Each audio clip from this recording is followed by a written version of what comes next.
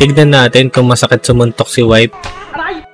Ako si Renz, isang software engineer na work from home. Tara, samahan niyo kami sa araw na to. Let's go! 6:03 AM, nagising na dito si wife. Kaso makulimlim, magpapaaraw na sana sila. Binidyoan na lang muna dito ni wife si baby Elon kasi napaka-behave niya. Nagising na ako dito. It's 8:01 AM. Late ulit tayo nagising ngayong araw na to. Unang ginawa ko pala dito, minom ako ng yogurt. First time ko lang matitikman tong orange flavor. Kaya pinatikim ko din kay wife. So far, okay naman. Parang zesto lang. After ng yogurt, iinom naman ako ng 2 liters of water. Pang 200 plus days ko to palang ginagawa to. Dito binibidyoan lang namin si baby Elon. Pandagdag lang ng memories para paglaki niya makikita niya tong video na to. Kinakantahan ko lang dito si baby tapos bigla siyang natae.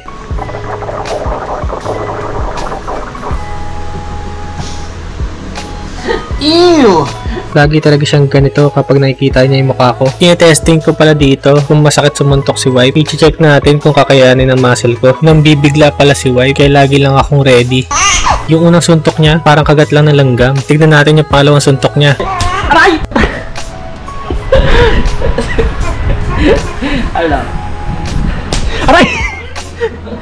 Help! Help! Yan na pala yung resulta. Kung makikita nyo, pulang-pula yung braso ko. Sana pala hindi ko na naisipan to. Pababa ako dito kasi kukunin ko yung Meralco bill and association juice namin. Mag-grocery din pala ako dito after. Yan, nakuha ko na yung mga bills. Tapos palabas na ako neto. Patawid na ako dito sa kabila. Nandun kasi yung grocery. Nasa loob na ako ng mall. Papunta na ako dun sa Save More. Nandito na ako. Kumuha na ako ng cart ko. Unang pinuntahan ko itong chicken. Naghanap agad ako ng breast part. Kumuha pala ako dito ng 3. Tapos ito din, breast fillet naman tawag dito. Pinatimbang ko na kay ate para malagyan ng price. Hindi kasi siya pwedeng pagsamahin kaya magkahiwalay talaga yung mga iba't ibang parts. Ilagay na natin sa basket. Kuha naman tayo dito ng itlog. Hanap tayo ng drinks dito. Kumuha lang ako ng 2 Yakult tsaka isang yogurt. Kukuha tayo dito ng menudo cut. Ilagay na natin sa basket. Isang ground pork din, pang giniling. Ito naman hotdog, pandagdag ng stock. Kumuha din ako ng 4 na piraso na carrots. 5 pirasong talong din. Chicken cubes, gardenia, pang merienda, tsaka pang midnight snack. Dito naman sa Delata, kuha tayo dito ng 4 na century tuna. Kumuha din ako dito ng fabric softener. Tapos itong large fries.